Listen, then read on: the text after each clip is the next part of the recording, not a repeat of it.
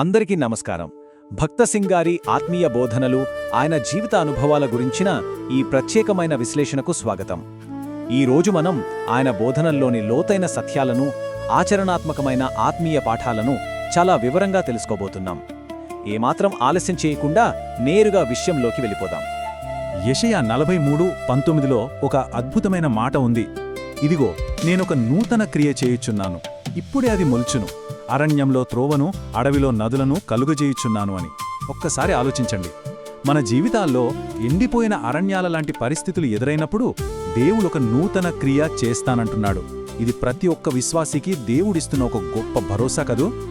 మనం సాధారణంగా దేని వెంట పరిగెడుతుంటాం? నశించిపోయే అందాల వెంట. లండన్ అక్వేరియంలోని చేపలు కావచ్చు, ఖరీదైన వస్త్రాలు కావచ్చు, లేదా ఇసుక గుళ్ల లాంటి తాత్కాలిక విషయాలు కావచ్చు. కానీ ఇక్కడ దేవుడిస్తున్న ఆఫర్ వేరు. పక్షిరాజు యవ్వనము వలె మన ఆత్మీయ యవ్వనం దినదినము ఎలా బలపడుతుందో ఆయన వాగ్దానం చేస్తున్నాడు. అంటే వయసు పెరుగుతున్న ఆత్మీయంగా మరింత యవ్వనంగా, శక్తివంతంగా మారడమన్నమాట. అద్భుతంగా ఉంది కదా. మరి ఈ నూతన జీవితాన్ని ఎలా కాపాడుకోవాలి? ఇక్కడే మనం మరుగయ్యున్న మన్నా మరియు తెల్లరాతి అనే అంశాల గురించి మాట్లాడుకోవాలి. జయించేవారికి క్రీస్తు చేసే అద్భుతమైన ఏర్పాటు. అసలు ఈ మరుగయ్యున్న మన్నా అంటే ఏంటో తెలుసా? ఇది కేవలం బైబిల్ నాలెడ్జ్ పెంచుకోవడం కాదు, లేదా బయట కనిపించే అద్భుతాల కోసం వెతకడం అంతకన్నా కాదు. ఈ మన్నా సాక్షాత్తు ప్రభువైన యేసుక్రీస్తే. మన గదిలో నిశ్శబ్దంగా దేవుణ్ణి ఆరాధిస్తూ ఆయనతో గడిపే సమయం ద్వారానే మనం ఈ నిజమైన ఆత్మీయ బలాన్ని పొందుకోగలం. ఇక తెల్లరాయి విషయానికి వద్దాం. పాత నిబంధనలో దేవుని చిత్తాన్ని తెలుసుకోవడానికి ప్రధాన యాజకుడు ఊరీము, తుమ్మిము వాడేవాడు కదా. దానికిది సాదృశ్యం. ప్రతిరోజు దేవుని నడిపింపును వెతకడం దీని ఉద్దేశం. సిక్లగులో దావీదు దేవుణ్ణి అడగకుండా తన సొంత తెలివి మీద ఆధారపడి ఎంత నష్టపోయాడో మనకు తెలుసు. మానవ జ్ఞానం మీద ఆధారపడితే వచ్చే ప్రమాదమది. కానీ ఇక్కడ గుడ్ న్యూస్ ఏంటంటే ప్రతి విశ్వాసి నేరుగా దేవుని చేతనే నడిపించబడే గొప్ప అవకాశం మనకుంది. ఇప్పుడు ఒక ఆసక్తికరమైన ప్రశ్న. 1 తెస్సలోనికీయులకు 5:17లో చెప్పినట్లు ఎడతెగక ప్రార్థించడం అసలు ప్రాక్టికల్గా సాధ్యమేనా? మనకున్న ఈ బిజీ లైఫ్లో, ఉరుకులు పరుగుల జీవితంలో నిరంతరం ప్రార్థన చేయటమనేది వినడానికి కొంచెం కష్టంగానే అనిపిస్తుంది. దానియేలు, మోషే లాంటివారే రోజులో కొన్నిసార్లు మాత్రమే ప్రార్థించారు. మరి ఇన్ని పనుల మధ్య మనం ఈ ఆజ్ఞను ఎలా పాటించాలి? దీనికొక స్పెషల్ అప్రోచ్ కావాలి. దీనికోసం భక్త సింగ్ గారు చాలా పవర్ఫుల్ సలహా ఇచ్చారు. అదేంటంటే, మన బ్రెయిన్ ఒకేసారి చాలా పనులు చేయగలదు.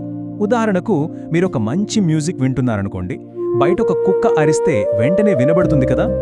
అలాగే మన మనసును రెండుగా విభజించాలి. ఒకవైపు దైనందిన పనులు చేస్తూనే ఇంకోవైపు మనసులోని ఒక భాగాన్ని దేవుడితో సహవాసంలో ఉంచాలి. Simple technique. ఎందుకంటే దీని వెనక ఒక బలమైన సత్యం ఉంది. అపవాది మనల్ని శోధించగలడేమో, కానీ మనం కనుక ఇలా ఎడతెగక ప్రార్థిస్తూ ఉంటే వాడు మనల్ని ఎట్టి పరిస్థితిలోనూ పాపంలో పడవేయలేడు. పాపంలో పడకుండా ప్రార్థన అనేది ఒక పెద్ద కవచంలా కాపాడుతుందన్నమాట. ఇదంతా థీరీ కాదు. ప్రాక్టికల్గా విశ్వాస జీవితంలో దేవుని నడిపింపు, ఆయన ప్రేమగల హస్తాల నైపుణ్యం ఎలా ఉంటుందో స్వయంగా ఆయన జీవితం నుండే చూద్దాం. ఈ టైమ్లైన్ గమనించండి. 1929లో చేతిలో చిల్లిగవ్వ లేదు, కానీ దేవునిపై ఆధారపడి ఆయన వంటవాడిగా మారారు. 1930లో టొరంటో వెళ్లడానికి కేవలం ప్రార్థన చేశాడు. దేవుడు ఏకంగా పోలీస్ జాబ్ ఇచ్చాడు. ఎవరినీ ఏ సహాయం అడగకూడదన్న ఆయన నిర్ణయాన్ని దేవుడు అడుగడుగునా ఎంత అద్భుతంగా గౌరవించాడో ఈ సంఘటనలు మనకు కళ్లకు కట్టినట్లు చూపుతున్నాయి. ముఖ్యంగా ఈ టొరంటో బూటుల కథ గురించైతే ఖచ్చితంగా మాట్లాడుకోవాలి. కెనడాలో భయంకరమైన చలి. అరిగిపోయిన బూట్లతో మంచులో నడుస్తూ ఆయన దేవునికి ప్రార్థించారు. మనుషులకు తన అవసరం చెప్పలేదు. ఆశ్చర్యంగా ఒక పరిచయం లేని వ్యక్తి వచ్చి ఏకంగా సరికొత్త బూట్లు గిఫ్ట్గా ఇచ్చాడు. దేవుని మీద మాత్రమే ఆధారపడే వారి పట్ల ఆయన ఎంత కేర్ తీసుకుంటారో చెప్పడానికి ఇదొక బెస్ట్ ఎగ్జాంపుల్. అంతేకాదు, తన తల్లికి ఒక ఉత్తరం రాయాలనుకున్నారు. కనీసం పోస్టేజ్ స్టాంపులో కూడా డబ్బులు లేని పరిస్థితిలో జస్ట్ ప్రార్థన చేశారు. తీరా చూస్తే ఖాళీ జేబులో సడన్గా ఒక పురాతన బంగారు నాణెం దొరికింది. దేవుడు మన హృదయంలోనే అతి చిన్న, బయటకు చెప్పని కుటుంబపరమైన కోరికలను కూడా ఎంత ప్రేమగా తీరుస్తాడో కదా. ఇక కెనడా పొలాల్లో జరిగిన సంఘటన అయితే కొంచెం నవ్వు తెప్పిస్తుంది, కానీ ఎంతో అర్థవంతమైనది. రోజుకు 14 గంటలు పనిచేసి అలసిపోయి ప్రభువా నాకైనా శక్తినివ్వు లేదా ఈ యంత్రాన్నైనా పాడు చెయ్ అని ప్రార్థించారట. ఏమైందో తెలుసా? ఆ కోత యంత్రం నిజంగానే పాడైపోయింది. దాంతో పనివాళ్లందరికీ 4 రోజులు రెస్ట్ దొరికింది. అలిసిపోయిన తన బిడ్డ పట్ల దేవుడు చూపించే తండ్రిలాంటి ప్రేమ ఇది. ఇప్పుడొక విషాదకరమైన వాస్తవం దగ్గరికి వద్దాం. 58,000 1935 క్వెట్టా భూకంపంలో కేవలం క్షణాల్లోనే ప్రాణాలు కోల్పోయిన వారి సంఖ్య ఇది. వినడానికే గుండె తరుక్కుపోతోంది కదా. కానే ఆ భయంకరమైన రాత్రి దేవుని కాపుదల ఎలా ఉందో చూడండి. తెల్లవారుజామున 3 గంటల వరకు ప్రార్థించమని దేవుడు భక్త సింగ్ గారిని ప్రేరేపించారు. ఆశ్చర్యంగా సరిగ్గా 3 గంటలకే భూకంపం వచ్చింది. అద్భుతమేంటంటే ఆ ప్రార్థనలో ఉన్నవారిలో ఒక్కరికి కూడా చిన్న గాయం కాలేదు. పైగా ఆ విపత్తులో బతికిన వారి కోసం దేవుడు 72 కంబళ్ళు, గ్యాలెన్ల కొద్దీ పాలు ఆశ్చర్యకరంగా సమకూర్చాడు. ఇది కదా ప్రార్థనకున్న అసలైన శక్తి. ఇలాంటి వ్యక్తిగత విశ్వాసం నుండి సామూహిక ఆరాధన ఎలా ఉండాలో, నిజమైన సంఘ జీవితానికి పునాదులు ఏమిటో ఇప్పుడు మనం పరిశీలిద్దాం. మన భక్తి కేవలం మన వరకే పరిమితం కాకూడదు కదా. అది నలుగురితో కలిసి ఒక బలమైన సహవాసంగా మారాలి. విశ్వాసులందరూ ఏక మనస్సుతో దేవుని కోసం ఒక్కచోట చేరినప్పుడే కదా దేవుని వాక్యంలో వేరుపారిన నిజమైన శిష్యరికం సాధ్యమవుతుంది. ఈ హెబ్రోన్ ఉద్యమానికి ఉన్న ముఖ్యమైన మూల స్తంభాలను ఒకసారి చూద్దాం. అపోస్తలుల బోధ అంటే క్రమబద్ధమైన బైబిల్ పఠనం, ఒక ప్రామాణికమైన సహవాసం, ప్రతి వారం రొట్టె విరవడం, ఆత్మీయ ప్రార్థన మరియు స్థానికులకే నాయకత్వమివ్వడం. ఇవేవో మనుష్యులు కూర్చుని రాసుకున్న రూల్స్ కావు.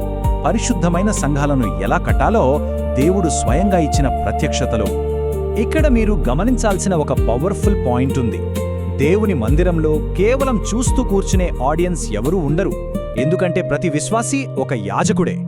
లోక సంబంధమైన అర్థం లేని ఆచారాలకు దూరంగా ఆత్మ నడిపింపుతో జరిగే ఈ ఆరాధనలో ప్రతి ఒక్కరూ యాక్టివ్గా పాల్గొనాలి. దేవునింట్లో ప్రతి ఒక్కరికి ఒక కీలకమైన పాత్ర ఉంటుంది. ఇదంతా తెలుసుకున్న తర్వాత మనల్ని మనం ఒక ప్రశ్న అడగాల్సిన సమయం వచ్చింది. ఈ రోజు మన హృదయాలను మనం నిజంగా ఖాళీ చేసుకున్నామా? జీవముగల దేవుడు మన జీవితాల్లో ఆ నూతన క్రియ చేయడానికి మనం స్పేస్ ఇస్తున్నామా? మనలో ఆత్మీయ ఆకలి ఎంతుందో ఒకసారి నిజాయితీగా ఆలోచించుకుందాం. ముగింపుగా స్క్రీన్పై ఉన్న ఈ ప్రార్థనను ఒకసారి చదువుదాం. ప్రభువైన యేసుక్రీస్తు, మేము నూతన సృష్టిగా మారాలని ఆశిస్తున్నాము. మా సొంత మార్గాల నుండి మమ్మల్ని ఖాళీ చేసి మరుగయ్యున్న మన్నాతో మమ్మల్ని పోషించి నీ ప్రేమగల హస్తాల నైపుణ్యంతో మమ్మల్ని నడిపించు. ఆమెన్. ఈ విశ్లేషణ దేవుని వాక్యాన్ని మరింత లోతుగా అర్థం చేసుకోవడానికి మీకు హెల్ప్ అవుతుందని ఆశిస్తున్నాము. మరి ఇంత గొప్ప ఆత్మీయ స్థాయికి చేరుకోవడానికి ఈరోజు మీ దైనందిన జీవితంలో మీరు ఏ మార్పు తీసుకురాబోతున్నారు? ఈరోజు దేవుని వాక్యం మీ హృదయాన్ని తాకితే తదుపరి బైబిల్ స్టడీలో మళ్ళీ కలుద్దాం. దేవుని వాక్యంలో నిలిచి విశ్వాసంలో ఎదుగుదాం. దేవుడు మిమ్మల్ని ఆశీర్వదించునుగాక.